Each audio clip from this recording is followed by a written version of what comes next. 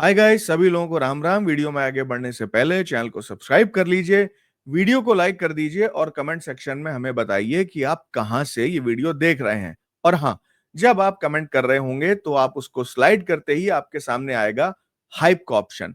Video को hype करिए। आप एक हफ्ते में हर वीडियो को या किसी भी वीडियो को 3 बार हाइप कर सकते हैं। आप जितना ज्यादा वीडियो को हाइप करेंगे उतना ही मौका हमारे पास होगा कि हमारा चैनल तेजी से ग्रो करे। तो अब चलते हैं वीडियो पर।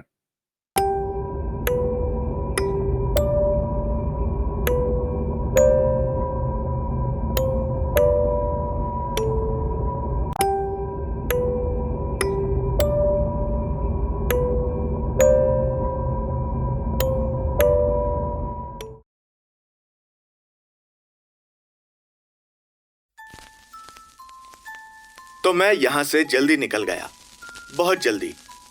मुझे पक्का नहीं पता कि मैं पहले कभी सुबह 4 बजे उठा हूं या नहीं। मैं चाहता था कि मैं स्कूल से तब निकलूं जब सब सो रहे हों, लेकिन चुपके से निकलने के बाद मैंने लगभग आधा घंटा और इंतजार किया। फिर मैं काफी दूर चला गया। मैंने उस वक्त का इस्तेमाल चांदी के चाकू को एक छड़ी पर डक टेप से चिपकाने में किया। फिर मैं राई से उधार लिया हुआ हेडलैम्प लेकर जंगल की ओर चल पड़ा। मैं कुछ देर तक सड़क और अपने फोन के जीपीएस को फॉलो करता रहा, जब तक मैं उस घर तक नहीं पहुंच गया। वैसे इस वक्त मुझे काफी अजीब लग रहा था। मैंने हर वक्त अपना हाथ अपने हथियार पर जमाए रखा और जंगल में इधर उधर देखता रहा। मैं हर छोटी आवाज पर उछल पड़ता। मैंने पैरों के निशान देखे, वो ताजे लग रहे थे और सिर्फ इसी सोच से मेरी रीढ़ की हड्डी में सिहरन दौड़ गई। जरूर पुलिस ने इसी जगह की तलाशी ली होगी, उन्हें कुछ न कुछ जरूर मिला होगा। और क्या मैं बस अपना वक्त बर्बाद कर रहा था? मैं जितना हो सके खामोश रहने की कोशिश कर रहा था। पक्का नहीं पता क्यों, क्योंकि मैंने वैम्पायर के बारे में जो कुछ भी पढ़ा है उसमें लिखा है कि उनकी सुनने और सूंघने की शक्ति बहुत अच्छी होती है। लेकिन मैं चुप था जब तक मैं घर नहीं पहुंचा। घर कसकर बंद किया हुआ था, जैसा कि मुझे उम्मीद थी, और पुलिस की हरकत का कोई निशान नहीं था। कोई टेप नहीं, कुछ नहीं, बस एक अंधेरा घर और हवा में हल्की सी महक। जगह बंद थी और मुझे जो अजीब सा लग रहा था वो हर मिनट और खराब होता जा रहा था। तो मैंने बस बगीचे से एक बड़ा पत्थर उठाया और जितना हो सका उतनी जोर से खिड़की पर फेंका। वो पत्थर खिड़की का शीशा तोड़ने के लिए काफी था। मैं वहीं से अंदर घुसा। मुझे ये ज्यादा अच्छा नहीं लगा, लेकिन मैंने सोचा कि मालिक या तो मर चुका है या उसकी हालत अच्छी नहीं है। हालांकि मैंने दस्ताने पहन लिए थे। मैं अपनी उंगलियों के निशान जगह जगह छोड़ना नहीं चाहता था। ये एक अच्छा फैसला था, क्योंकि मैं जितना अंदर गया मुझे उतना ही यकीन होता गया कि पुलिस ने अभी तक उस जगह को छुआ नहीं है, या कम से कम ठीक से उसकी तलाशी नहीं ली है। घर में अंधेरा था और उससे भी ज्यादा बदबू आ रही थी। सब कुछ गंदा और घिसा हुआ था, जैसे वो मेरी उम्र से भी ज्यादा वक्त से वहां पड़ा हो। और फर्श का हर बोर्ड मेरे पैरों के नीचे चरमरा रहा था। मुझे बार बार महसूस होता रहा कि कोई मुझे देख रहा है, लेकिन हर बार जब मैं मुड़ता तो वहां कुछ भी नहीं होता था। मेरा चाकू मेरे हाथ से कभी नहीं छूटा। मुझे यकीन था कि मुझे इस बार सही जगह मिल गई है। मैंने पहली मंजिल पर ढूंढा और कुछ नहीं मिला। फिर दूसरी मंजिल पर, वहां ऊपर फ्लोरबोर्ड और भी ज्यादा चरमरा रहे थे और मेरी घबराहट बहुत बढ़ गई थी। एक बार तो पुरानी कुकू क्लॉक बज उठी और मैं लगभग डर गया था। वहां कुछ भी अजीब नहीं था, या कम से कम पहले तो नहीं, क्योंकि जैसे ही मैं बेडरूम में पहुंचा उस बदबू ने मुझे लगभग बेहोश कर दिया। सड़ांध और जंग की वो भयानक मीठी गंध। और जैसे ही मैं अंदर गया मुझे पता चल गया कि ये एक लाश है। ऐसी कोई और चीज नहीं थी जिसके बारे में मैं सोच सकता था, जिसकी गंध ऐसी हो। सबसे बुरी गंध के बारे में सोचिए, जो आपने कभी भी सूंघी हो, और उसे कई गुना बढ़ा दीजिए। बदबू के बावजूद वहां कोई लाश नहीं दिख रही थी। सच में मैं सावधानी से नीचे झुका, बिस्तर के नीचे झांका, लेकिन वहां कुछ भी नहीं था। मैं बाथरूम देखने ही वाला था कि मैंने लाइट के ऊपर एक अजीब सा दाग देखा। ये एक लाल भूरे रंग का दाग था जो लाइट के पास फैला हुआ था। ये नमी से लगभग चमक रहा था और जैसे ही मैंने देखा एक बड़ी बूंद नीचे कालीन पर गिरी। मुझे ये पक्का करने के लिए पास जाने की जरूरत नहीं थी कि उस समय जो मुझे साफ दिखाई दे रहा था उस लिक्विड से मौत जैसी गंध आ रही थी। मुझे एटिक को भी चेक करना था और मुझे पक्का यकीन होता जा रहा था कि वहां ऊपर एक मरा हुआ आदमी होगा और मुझे ये सोचकर उल्टी आ रही थी। लेकिन मैं वहां यही तो करने गया था। तो मुझे दरवाजा मिला और मैं ऊपर गया। जैसे ही मैंने वो छोटा सा दरवाजा खोला, वो सड़ांध जैसे मेरी नाक में घुसी। पास से वो बदबू बहुत ज्यादा खराब थी, घर के बाकी हिस्सों से भी खराब, बेडरूम से भी खराब, यहां तक कि छत से टपकने वाले गंदे लिक्विड से भी ज्यादा। मैं उस लिक्विड को किसी भी तरह समझा नहीं सकता। मेरी नजरें कमरे में इधर उधर घूमी। अटारी की धीमी रोशनी में मैंने कोने में एक आकृति देखी। वो झुका हुआ था, किसी गेंद की तरह मुड़ा हुआ था और थोड़ा हिल रहा था। वो अपने पास मौजूद उभरी हुई एक चीज को छूने के लिए बार बार अपना हाथ बढ़ा रहा था।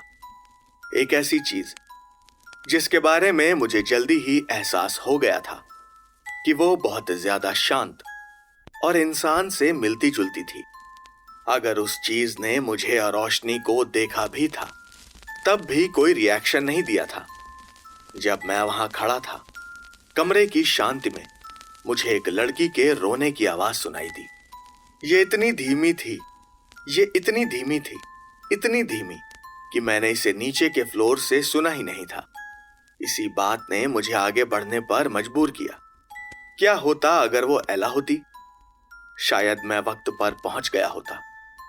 मैंने फिर से कमरे में इधर उधर देखा, ये देखने के लिए कि कोई और हो सकता है या नहीं।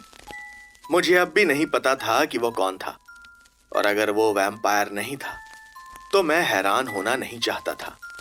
लेकिन नहीं, जहां तक मुझे पता था वहां सिर्फ मैं और कोने में वो आकृति थी।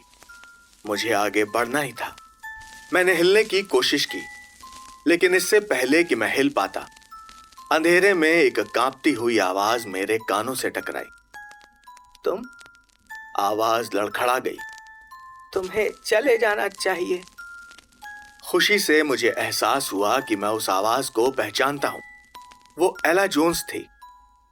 एला जोन्स जिंदा थी। मैं कामयाब हो गया था। जितना जोर से मुझे कहना चाहिए था मैंने उतनी जोर से कहा, एला, एला, ये तुम ही हो ना? एला, तुम विकर्सन से हो? उसे एहसास हुआ। उसकी आवाज धीमी और कांप रही थी। मुझे माफ करना, मुझे तुम्हारा नाम याद नहीं है। सैमी, मैं सैमी स्टॉल हूं। एला, सुनो, जो चीज तुम्हें ले गई क्या वो यहां है? मैंने सोचा कि मुझे अपनी तैयारी कर लेनी चाहिए। कहीं कोई चीज मुझ पर हमला करने का इंतजार तो नहीं कर रही। मुझे सरसराहट की आवाज सुनाई दी। मुझे लगता है कि उसने अंधेरे में अपना सर हिलाया होगा। फिर एक सेकंड बाद एला बोली, नहीं, नहीं, मुझे ऐसा नहीं लगता। वो शायद शिकार करने के लिए निकला है। मैं सिहर गया। ठीक है एला, सुनो, हमें यहां से निकलना होगा। अगर वो वापस आ गया तो?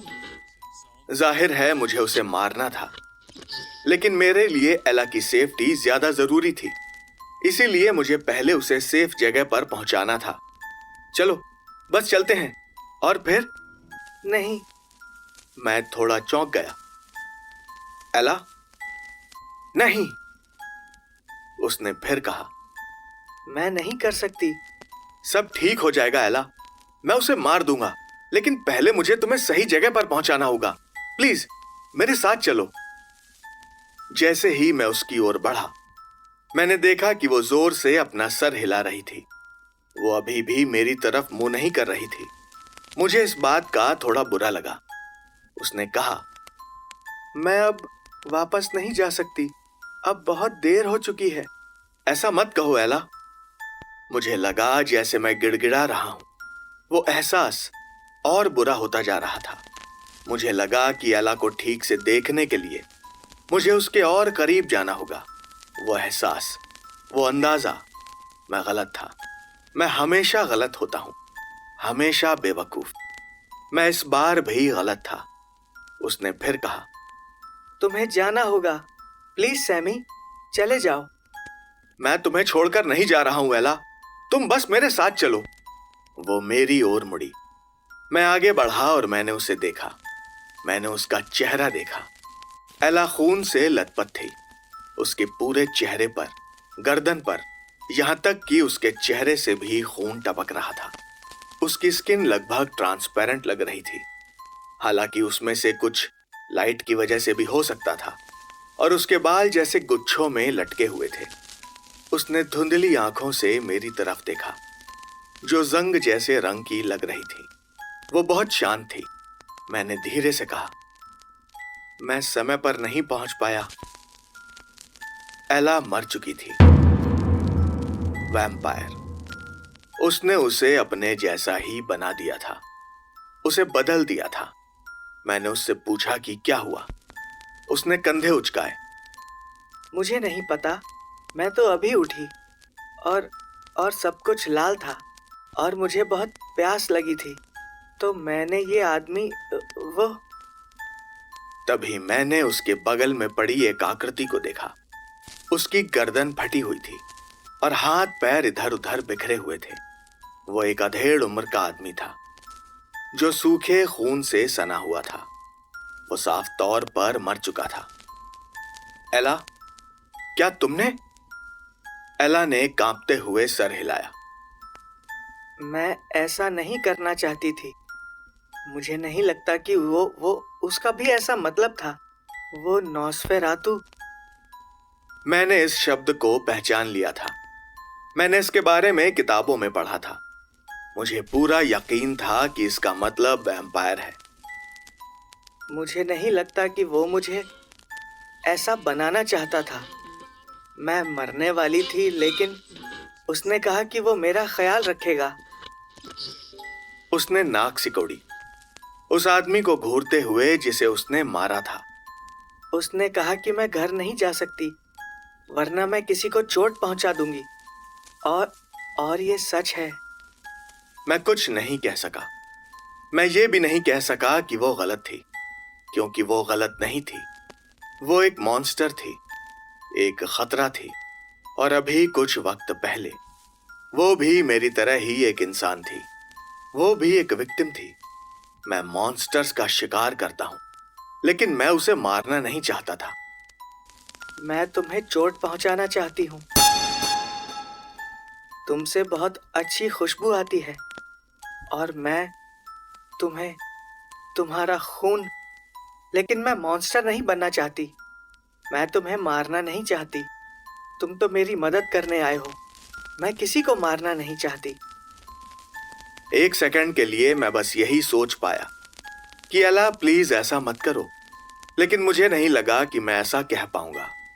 मुझे नहीं पता था कि मैं उस सिचुएशन में क्या कह सकता था। मैं एक मरी हुई लड़की को घूर रहा था और मैं बस यही सोच पा रहा था कि क्या मुझे उसे पूरी तरह से खत्म कर देना चाहिए। मैं ना तो कुछ अच्छा कह सकता था और ना तो कुछ अच्छा सोच सकता था। लेकिन इससे पहले कि मैं कुछ कर पाता, एला थोड़ी सी अकड़ गई। वो वापस आ रहा है। सैमी, तुम्हें जाना होगा। तुम्हें अभी जाना होगा, वरना वो तुम्हें मार डालेगा। तुम्हें हमें छोड़कर जाना होगा। हम हमेशा यहाँ नहीं रह सकते, क्योंकि हम चाहते हैं कि ये शहर, ये जगह जल्दी ही नॉर्मल हो जाए। समझ रहे हो ना? तुम्हें जाना होगा। मेरा हाथ मेरे हथियार पर कस गया। मुझे नहीं पता था कि मैं क्या करने वाला हूं, लेकिन मुझे एक बात पता थी। मैं एक मॉन्स्टर को मारने आया था, और अगर वो वापस आ रहा था तो मैं उसके लिए तैयार रहूंगा। मैं तुम्हें यहां नहीं छोड़ूंगा एला, और मैं किसी और को मरने नहीं दूंगा। लेकिन कोई अगर मगर नहीं, कुछ नहीं। मैं लड़ूंगा और मैंने ये पहले भी किया है, इसीलिए तुम मेरी चिंता मत करो। एला ने 1 सेकंड के लिए मुझे देखा, फिर धीरे से खड़ी हो गई। तो मैं तुम्हारे साथ लड़ूंगी। मैंने अपना मुंह खोला, लेकिन इससे पहले कि मैं उसका विरोध कर पाता, उसने मुझे बीच में ही रोक दिया। मुझसे बहस मत करो, तुम्हारे पास अकेले कोई मौका नहीं है। उसे पता है कि तुम यहाँ हो, इसीलिए तुम्हारे पास सरप्राइज का एलिमेंट भी नहीं है।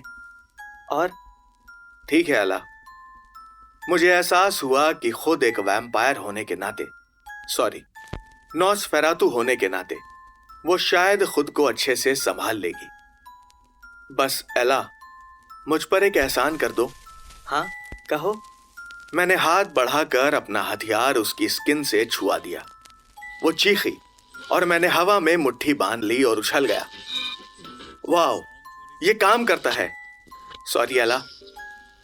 एला ने अपना हाथ रगड़ा और उसी समय मुझे नीचे से कदमों की आहट सुनाई दी। वो मॉन्स्टर यहां आ चुका था। मैंने जल्दी से अपने बैकपैक में हाथ डाला और रेत से भरा एक छोटा सा पाउच निकाला। कदमों की आवाज तेज और तेज होती गई। मैंने उससे कहा, इसका इस्तेमाल करो, शायद तुम्हें पता होगा कि इसका क्या करना है। उसने पाउच के अंदर देखा, फिर सर हिलाया। तब तक नॉसफेरातु एटिक में घुस आया और उसके बाद सब कुछ बहुत तेजी से हुआ। एला उसकी तरफ झपटी, इतनी तेजी से कि वो लगभग धुंधली सी हो गई थी। उसने वैम्पायर पर मुट्ठी भर रेत फेंकी और वो दर्द से दहाड़ा। उसने एक हाथ से एला पर हमला किया और उसे पीछे हवा में उछाल दिया। फिर वो मेरी तरफ मुड़ा। उसकी आंखें बंद थीं, इसीलिए मुझे नहीं लगता कि वो मुझे देख सकता था, लेकिन वो मुझे सूंघ और सुन जरूर सकता था। उसकी धुंधली नजर उसकी रफ्तार को कम नहीं कर पा रही थी। वो झपटा, लेकिन ठीक से नहीं, और मैं कूद कर रास्ते से हट गया। मेरे हाथ पर सिर्फ एक खरोंच आई। वो जैसे ही उठकर खड़ा हुआ, मैंने अपना हथियार उसकी छाती में मारा। उसने मुझे रोकने की कोशिश की, लेकिन तब तक मैंने अपना भाला उसकी गर्दन के बीच में घुसा दिया था। वो दर्द से चीखा। मुझे लगता है कि ये मेरी पहली गलती थी। मैं घमंडी हो गया था। मैंने फिर से उस पर वार किया, ठीक उसी वक्त जब एला उस पर झपटी। मैंने एक और वार किया जब वो उसे दूर फेंक रहा था। हालांकि मेरा हथियार उसकी पसलियों से टकराने से पहले उसकी छाती में थोड़ा सा ही घुस पाया था। वो जितना हिल रहा था, उससे यह सब बहुत मुश्किल होने वाला था। मैं जानता था कि उसका दिल कहां है, लेकिन उस तक पहुंचना पूरी तरह से एक अलग बात थी।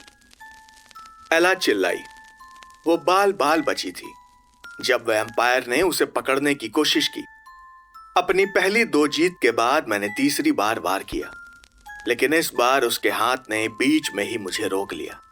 उसने मेरा हथियार आगे की ओर खींचा, जिससे मेरा बैलेंस बिगड़ गया और मेरे हाथ से हथियार छीन लिया।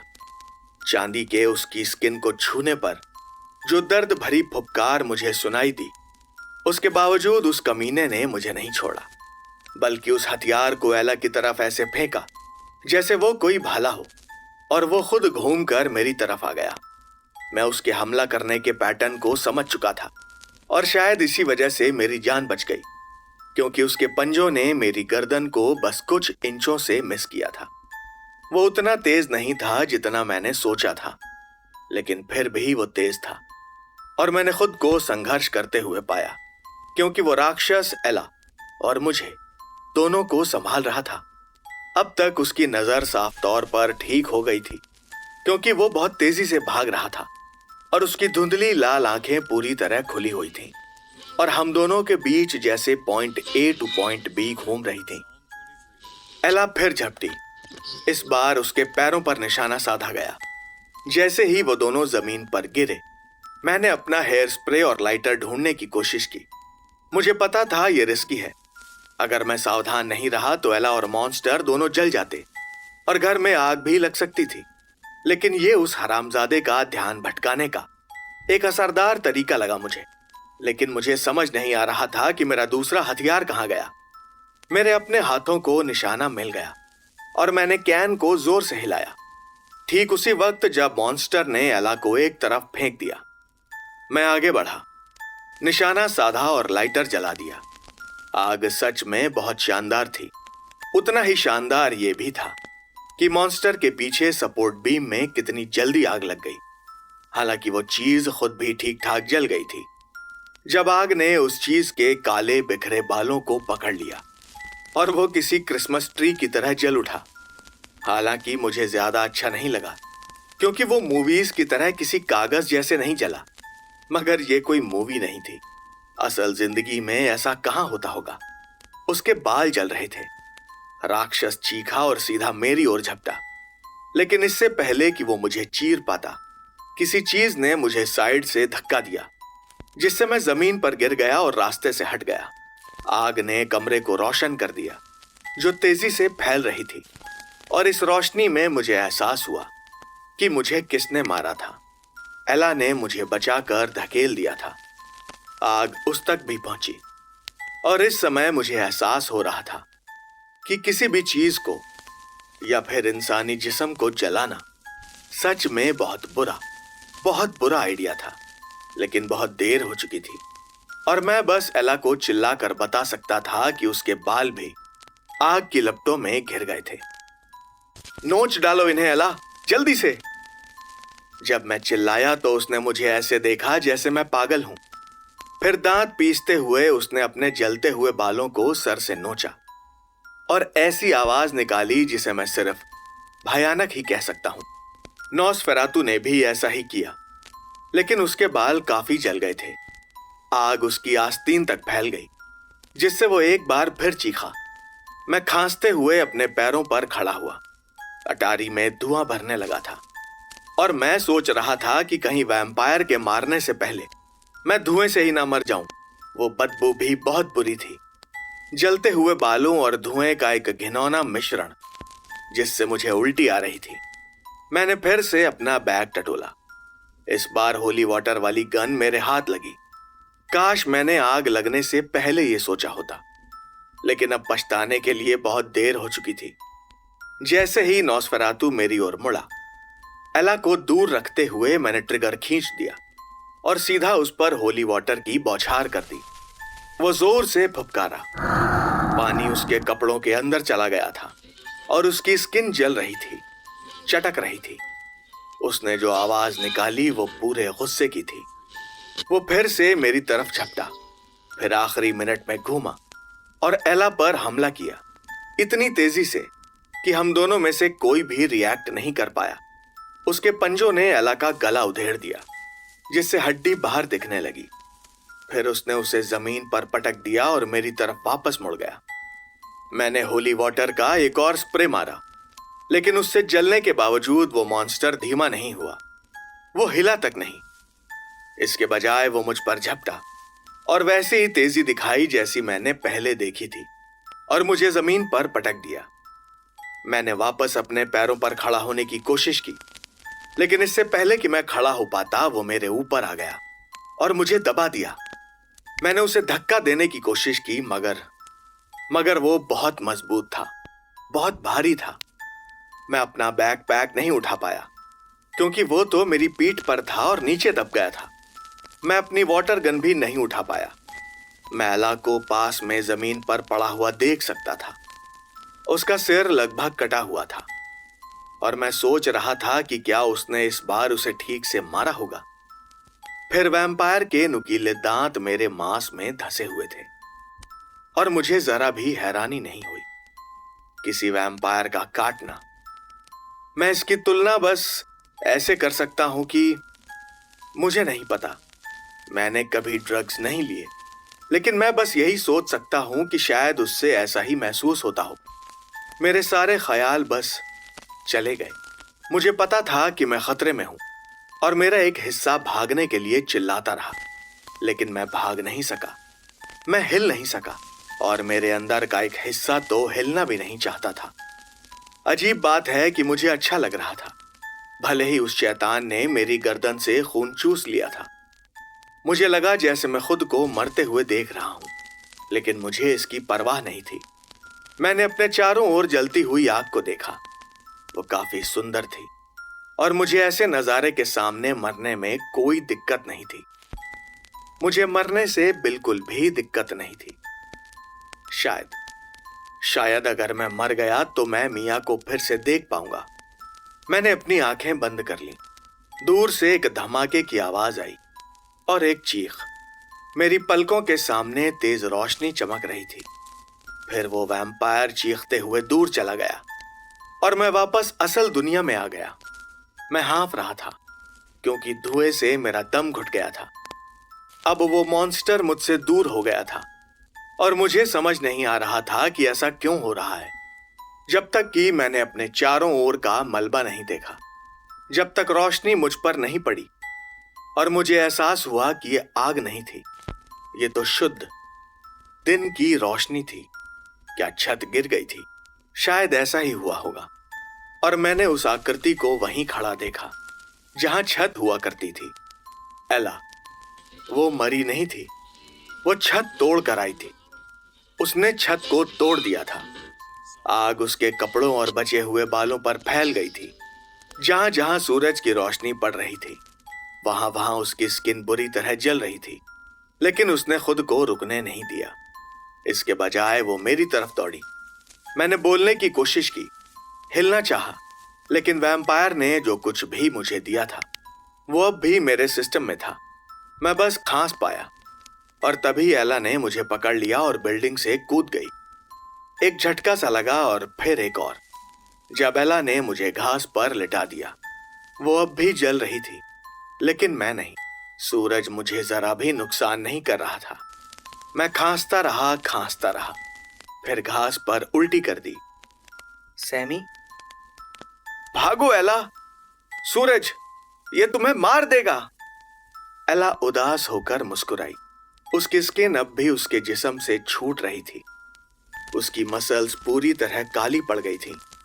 बदबू बहुत भयानक थी, लेकिन एला बस मुस्कुराई सूरज की ओर देखकर। मैं भागूंगी नहीं सैमी, भागने के लिए कोई जगह नहीं है। पेड़ पेड़ एला, पेड़, उसके नीचे जाओ। मुझे बचाने के लिए वो काफी नहीं है। घर? तो फिर घर जाओ। बहुत जल्दी ये जलकर राख हो जाएगा। लेकिन तुम मर जाओगी एला, तुम दोबारा वापस नहीं आ सकती। फिर उसने अपना सर हिलाया। वो अब भी मुस्कुरा रही थी। उसने अपने जलते हुए हाथों को देखा। मैं तो पहले ही मर चुकी हूँ सैमी। अगर मैं जिंदा होती तो मैं बस तुमसे मुझे मारने के लिए कहती। तुम यही तो करते हो ना, तुम मॉन्स्टर्स को मारते हो। मैं? तुम मॉन्स्टर नहीं हो एला। एला ने आह भरी। उसने अपना सर पीछे झुका लिया और आसमान की तरफ देखने लगी। क्या तुम्हें लगता है मैं स्वर्ग जाऊंगी? मुझे नहीं लगता कि तब तक मुझे सच में एहसास हुआ था कि मैं कितनी बुरी तरह फेल हो गया था। लेकिन जब उसका शरीर टूटने लगा तो मैंने उसे देखा और मैंने उसकी आंखों में डर देखा। वो मरना नहीं चाहती थी। क्या मैं कुछ नहीं कर सकता था? हाँ। इस शब्द को कहते ही मेरी आवाज रुक गई। मुझे अचानक एहसास हुआ कि मैं रो रहा हूं। हाँ, मुझे यकीन है एला, तुम जरूर स्वर्ग जाओगी। जब मैंने ऐसा कहा तो मुझे उसकी वो मुस्कान और ज्यादा सच्ची लगी। मैंने उसे थोड़ा खुश करने की कोशिश की थी, उसके डर को कम करने की कोशिश की थी। अच्छा है, शुक्रिया सैमी। उसके पैर लड़खड़ा गए। जब वो गिर रही थी तो मैंने उसे पकड़ लिया। उसकी आंखें चमक उठीं और वो आसमान की ओर देखने लगी। उसका जिस्म जैसे पतझड़ के पत्तों की तरह झड़ रहा था। मेरे परिवार को बताओ, मेरी फैमिली को बताओ सैमी, उन्हें बताओ कि मैं। एला के सीने में गड्ढा हो गया। बोलने के लिए हवा ही नहीं बची। उसकी आंखें डर से मेरी तरफ घूमी और मुझे पता था कि मैं इसे हमेशा अपने साथ रखूंगा। मैं उसकी यादों को भूल नहीं सकता। मैं उन्हें बताऊंगा एला, मैंने वादा किया। और मेरी आवाज भर्रा गई जैसे ही उसका चेहरा मेरे हाथों में टूटने लगा। उसने कुछ कहा, और मैं राई की तरह होठ नहीं पढ़ सकता, लेकिन मुझे लगा उसने शायद थैंक यू कहा होगा। हवा का एक झोंका आया और वो चली गई। मेरे हाथों में बस धूल रह गई। बाद में मैंने दूसरे वैम्पायर के निशान ढूंढे। मुझे ज्यादा कुछ नहीं मिला, लेकिन पीछे छोड़ी गई धूल ने मुझे वो सब बता दिया जो मुझे जानना था। वो खत्म हो चुका था और बस यही मायने रखता था। मैं सुरक्षित था। फिर मैं विकर्सन्स वापस गया, अपने बिस्तर पर दुबक कर लेट गया और तब तक रोता रहा जब तक मेरे गले में दर्द नहीं होने लगा। मैं बहुत बुरी तरह से फेल हो गया था। मैं उसे बचाना चाहता था, किसी भी तरह, किसी भी कीमत पर, जैसे मैं अपनी बहन को बचा नहीं सका। लेकिन मैं फिर से फेल हो गया। मैं हमेशा फेल हो जाता हूं। मैं ही अकेला क्यों हूं जो इन चीजों से बच जाता है। मैं थोड़ी धूल अपने साथ वापस ले आया, उसे अपने बैकपैक में रख लिया। मुझे पता है कि यह अजीब है और मुझे पता है कि मैं कभी किसी को बता नहीं पाऊंगा कि यह क्या है, लेकिन मैं बस एला को वहां छोड़ नहीं सकता था। मुझे लगता है कि मैं थोड़ी सी अपने पास रख लूंगा और बाकी की किसी हरे मैदान पर फैला दूंगा।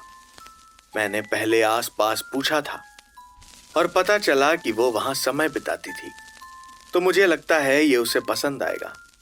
मुझे बताया गया कि कुछ घंटों बाद इमरजेंसी सर्विस आग बुझाने के लिए पहुंची, लेकिन बचाने के लिए वहां कोई घर था ही नहीं। हालांकि उन्हें कम से कम 2 लाशों के जले हुए हिस्से मिले, जो एटिक में मुझे मिली चीजों से मेल खाते हैं। वो मुझसे पूछताछ करने नहीं आए हैं। एक तरह से आग ने मेरी जान बचा ली। अगर उन्हें वहां मेरे फिंगरप्रिंट्स मिल गए होते, मुझे लगता है पुलिस भी इसी नतीजे पर पहुंची होगी जिस पर मैं पहुंचा था। मुझे पता है कि वो शायद जल्द ही लाशों की पहचान कर लेंगे। काश एला के बारे में भी ऐसा कुछ होता जिसे ढूंढा जा सकता। मुझे भी काफी चोटें आई थी।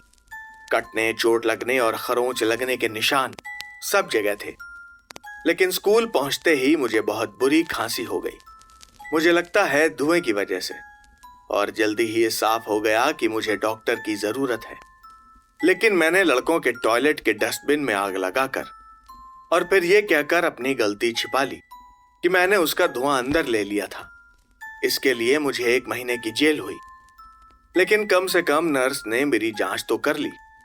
मैं ठीक हो जाऊंगा, कम से कम फिजिकली तो ठीक ही हो जाऊंगा।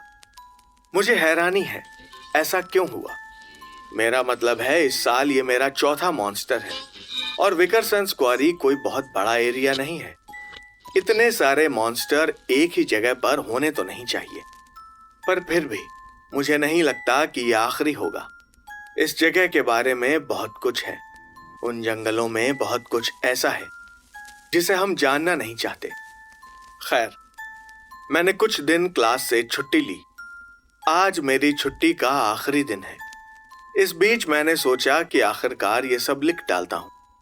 ये कितना भी बुरा हो और मैं कितनी भी बुरी तरह फेल हो जाऊं, मैं बस, काश कोई और तरीका होता, लेकिन अभी के लिए मुझे शांत रहना होगा। मेरे दोस्त मुझे लेकर बहुत परेशान हैं और राय खास तौर पर वो मुझे आराम करने के लिए जोर दे रहा है। मुझे नहीं पता कि उसे कैसे बताऊं कि मैं चल फिर सकता हूं। मैं तो बस नाटक कर रहा हूं। मैं जल्दी ही फिर लिखूंगा। मेरे दिमाग में बहुत सारे विचार हैं और ऐसा नहीं है कि मैं उनके बारे में किसी से बात नहीं कर सकता, और ऐसा नहीं है कि मैं उनके बारे में किसी से भी बात कर सकता हूं। ये हंटिंग का व्लॉग शायद कभी एक डायरी बन जाए, शायद। लेकिन ठीक है, अगर कोई भी कभी इस डायरी को देखेगा तो मैं बस उन्हें वो हिस्से दिखाऊंगा जो मैं दिखाना चाहता हूं। केस, फेलियर और बाकी की पॉजिटिव चीजें। लेकिन अभी के लिए मैं आराम कर रहा हूं, ठीक हो रहा हूं और ये भूलने की पूरी तरह से कोशिश कर रहा हूं कि एक लड़की को गोद में लेकर बिखरते हुए देखना कैसा होता है। मुझे किसी दिन बहुत ज्यादा थेरेपी की जरूरत पड़ेगी। अभी के लिए sign out. Sammy Stall. Case, the Vickersons quarry vampire.